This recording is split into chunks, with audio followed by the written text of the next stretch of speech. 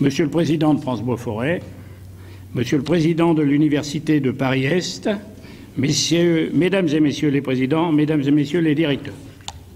Mesdames et Messieurs, c'est un grand honneur pour moi, pour Georges-Henri Florentin, le directeur de notre Institut, et pour tous les membres du Conseil d'administration, de vous accueillir ici, à Champs-sur-Marne, sur le site de ce qui sera désormais le nouveau siège du FCBA.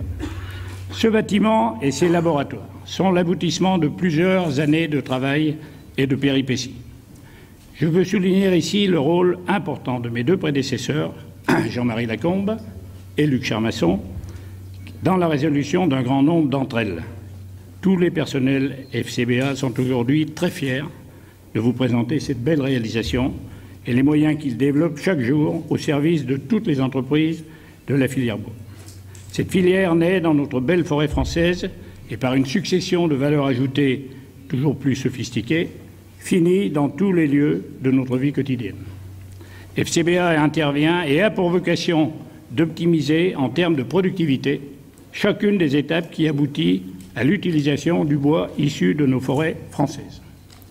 Je veux rappeler que l'ancêtre du FCBA, qui était à l'origine le CTB, était implanté depuis 60 ans à Paris, avenue de Saint-Mandé, dans le 12e arrondissement. Le centre technique du bois est ensuite devenu le CTB-A, en ajoutant le A très important de l'ameublement. Puis en 2007, il devient FCBA avec la fusion avec la Fossel, qui lui donne, avec le F et le C, l'onction de la forêt et de la cellulose.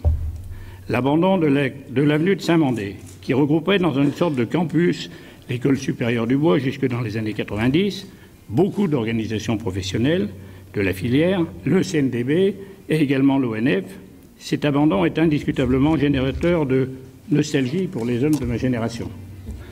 Après une décentralisation relativement récente à Bordeaux en 2000, cette nouvelle situation, générée par une décision des pouvoirs publics de nature immobilière, s'est imposée à nous et à vous comme un nouveau traumatisme économique. Face à cette décision grave, votre équipe et celle de votre prédécesseur, vous vous êtes efforcés d'accompagner au mieux l'opération afin de permettre à l'Institut de survivre et de renaître. Vous en avez financé 50%, c'est tout à fait notable et nous vous en remercions. On m'a dit tout à l'heure que c'était un petit peu plus de 50%. C'est plus. FCBA ne pouvait donc plus demeurer sur Paris. Daniel Guinard et Georges-Henri Florentin expertisèrent alors une vingtaine de sites en deuxième couronne de la capitale. Beaucoup de sites visités ne donnaient pas satisfaction en termes de surface, aménités ou environnement. 3 pôles à forte image économique et scientifique furent étudiés, plus particulièrement. À l'ouest, le pôle finance ne présentait pas d'intérêt pour l'Institut. En matière d'environnement scientifique, les 2 autres sites ont retenu l'attention. Le premier, celui de Saclay, pouvait séduire, mais les délais étaient trop longs. Le second, celui de Marne-la-Vallée, fut recommandé à Georges-Henri Florentin par le président du CSCV, Alain Mougard. Ce site du cluster Ville durable, le nom qui aujourd'hui peut servir à d'autres développements, présentait un vif intérêt pour la filière bois et l'ameublement dont la majorité des usages est dans le bâtiment ou l'habitat. Le 19 mars 2012, il y a 3 ans, l'équipe finale était constituée autour de l'entreprise Léon Gross, Rhône-Alpin comme moi, et que je salue ici en la présence de Bertrand Gross, que je n'ai pas encore vu, mais on se verra sûrement plus tard. Je salue également Michel Canac, architecte de l'atelier 4+, et Franck Matisse, qui a réalisé les 4 étages en élévation, à raison de 3 par semaine, prouvant par là, comme nous le disons toujours, qu'une solution bois est toujours possible, et surtout qu'elle est toujours plus rapide à mettre en œuvre. Nous avons aussi la fierté de voir ce bâtiment 2 fois primé. Numéro 2 au trophée Fimbite du Cadre de Vie le 13 octobre 2014 et surtout numéro 1 au Salon de l'immobilier, le CIMI, le 5 décembre 2014. Georges-Henri Florentin et son adjoint André Richter ont dirigé les travaux avec l'équipe de Bruno Pienz. Ils vont vous guider dans les visites avec Valérie Courve, directrice du pôle ameublement, et Philippe Monchot, le plus grand, directeur donc du pôle de première transformation. À 2 mois près, le chantier était bouclé, dans les délais prévus, le budget initial respecté, 23,7 millions pour l'immobilier sur les 33 millions du projet global. Ce n'est pas si courant dans des projets de cette envergure et je tiens à en féliciter tous ceux qui ont travaillé dur pour y parvenir. Je dois aussi remercier chaleureusement tous ceux qui nous ont permis cette réalisation et bien sûr nos partenaires fidèles qui ont permis d'assurer le bouclage compliqué et financier de cette opération. En premier lieu, vous, Monsieur le ministre, puisque vous en avez apporté 16,15 millions, on les a retrouvés, vous êtes donc le premier supporter de l'Institut. En second lieu, je remercie Monsieur le Président Griffon pour l'apport par le Codifab de 900 000 € plus 2 millions d'euros d'avance remboursables à taux zéro. Nous remercions aussi le ministère de l'Économie qui nous a apporté 1 million d'euros et également les collectivités locales qui ont cautionné notre emprunt aux caisses d'épargne. Il n'en reste pas moins que FCBA s'est endetté de 12 millions d'euros sur 22 ans, ce qui représente une charge très lourde comparée aux capacités financières que nous dégageons à l'heure actuelle. Comme chef d'entreprise qui a beaucoup investi dans sa vie, je sais ce que cela veut dire et je sais que c'est un pari risqué. La question n'est plus maintenant de savoir s'il fallait le faire. Il ne faut plus des paroles dont on se contente souvent en France, il faut des actes. Il faut sortir par le haut et pour cela, il faut de la solidarité dans notre filière pour concentrer sur le FCBA le maximum de revenus et d'activités faisant partie de son domaine de compétences. Je pense ici à la veille économique de notre filière qui fait partie des compétences de notre FCBA. Le FCBA est une belle entreprise. C'est une entreprise. C'est sans aucun doute l'organisation la plus emblématique de la filière bois française. C'est aussi, et on ne le sait pas assez, l'Institut technologique du bois le plus important de toute l'Europe, reconnu par ses pairs européens dans toutes les organisations auxquelles il participe, en trustant souvent les présidences de groupes de travail en matière de normalisation européenne. Nous sommes souvent sélectionnés dans les grands projets de recherche européens. Les professions, l'économie ont besoin de compétences et de connaissances rapidement disponibles, car aujourd'hui tout va vite, tout va plus vite. Les questions-réponses doivent arriver rapidement. Demain, il est souvent trop tard. Nous sommes dans une compétition mondiale qui ne pardonne pas à ceux qui arrivent en retard. Le FCBA, c'est 350 personnes, dont 150 personnes ici à Champs-sur-Marne. Les gens du bois sont des passionnés. C'est sûrement notre beau matériau qui veut ça. Quelqu'un de la BPI écrivait un jour « Ces gens dorment avec le bois, mangent avec le bois, parlent du bois, respirent avec le bois, ils vivent avec le bois ». Et moi, je connais beaucoup de gens qui travaillent au FCBA. Il y a ici, à Bordeaux et ailleurs, comme dans toute la filière, une bande de vrais passionnés. Et je leur fais confiance pour se battre et gagner cette nouvelle bataille en sachant s'adapter aux nouvelles règles de l'économie, notamment celles engendrées par l'explosion du numérique qui va bouleverser notre vie de tous les jours. Car nous le savons maintenant, notre beau matériau a le vent en poupe. Les Français aiment le bois et le FCBA doit et va leur apprendre à faire confiance au bois. Je vous remercie.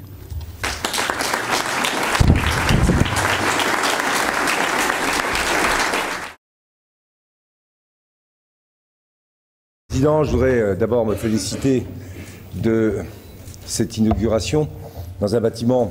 Je n'ai pas eu le temps de bien l'appréhender, mais la première impression est celle d'un bâtiment qui allie à la fois la modernité, des lignes d'une grande pureté et un mélange de matériaux qui fait justement l'enjeu de cette inauguration et surtout l'enjeu de l'Institut que vous présidez et qui a énormément de vocation. Vous avez dit que cette filière, si j'ai bien compris, dormait, mangeait, pensait bois, respirait bois.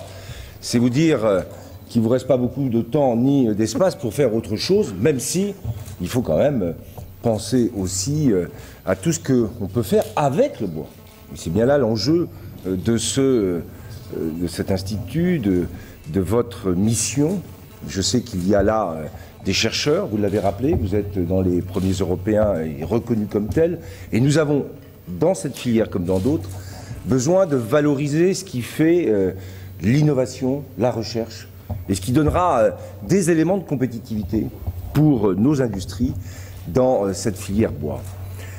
Vous le savez, depuis que je suis arrivé, ministre de l'Agriculture, ça a été rappelé, de l'agroalimentaire, mais de la forêt, avec une loi d'avenir qui a intégré un volet forestier, on a essayé de répondre au mieux aux questions qui étaient posées. Questions posées par l'amont, questions posées par la première transformation, et questions des débouchés pour le matériau bois dans la construction et dans d'autres domaines d'ailleurs. Vous avez évoqué d'ailleurs avec l'Institut de la cellulose, qui est un enjeu aussi important. Cette loi d'avenir se met en place. Beaucoup de sujets restent au cœur des débats, à la fois sur le renouvellement de la forêt, sur les relations ONF et communes forestières. Hier, il y avait une réunion pour la préparation d'un nouveau contrat d'objectifs avec l'ONF et les communes forestières. Sur la mobilisation du bois, sur la transformation du bois en France.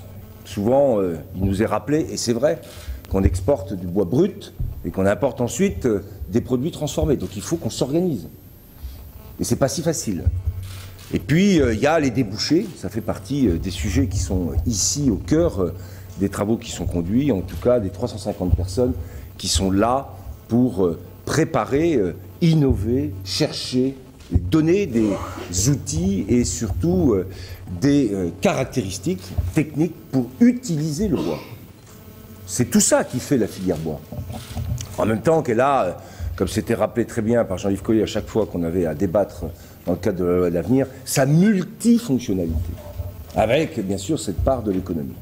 Donc moi je suis ici pour souligner à la fois le travail qui a été fait, et ici j'ai bien reconnu beaucoup d'acteurs de cette filière et je les salue. Je sais aussi que j'ai eu, et ça reste encore des sujets importants à traiter, de sujets de conflits, de difficultés.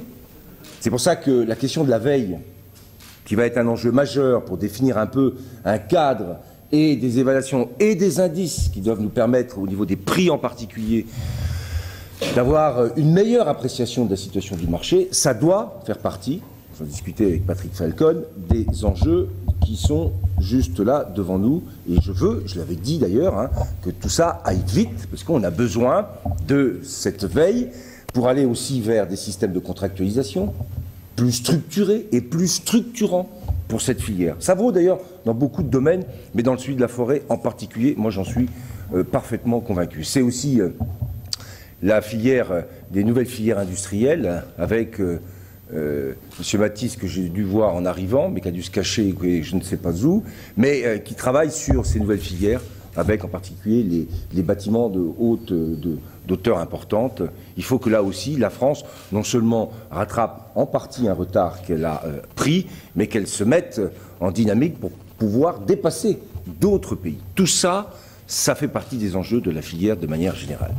Vous avez eu, Monsieur le Président, l'amabilité de signaler l'effort du ministère de l'Agriculture, même si vous avez rappelé une histoire que je n'ai pas connue avec ce déplacement, ces choix, et j'ai cru comprendre que ça n'a pas été si facile, comme à chaque fois d'ailleurs qu'il y a des instituts qui sont changés, modifiés, et où il faut un peu bouleverser des situations et des équilibres. Je sais que pour les salariés, c'est jamais facile, mais je trouve que le choix qui a été fait, le fait que le ministère de l'Agriculture se soit engagé à plus de 50%, c'est-à-dire plus de 16 millions d'euros sur ce projet, avec, vous l'avez dit, pour bien que tout le monde ait la mesure des proportions, 1 million d'euros pour le ministère de l'économie, c'est ça. Donc 16 pour le ministère de l'Agriculture et de la Forêt, et 1 million, je dis ça pour la presse bien sûr, et pour tous ceux qui sourient et qui seraient tentés de rencontrer un jour un ministre de l'économie ou Bercy, rappelez-le, ici c'est le ministère de l'Agriculture et de la Forêt qui investit pour l'avenir, qui investit pour la filière et qui est vraiment très satisfait, ministre que je suis,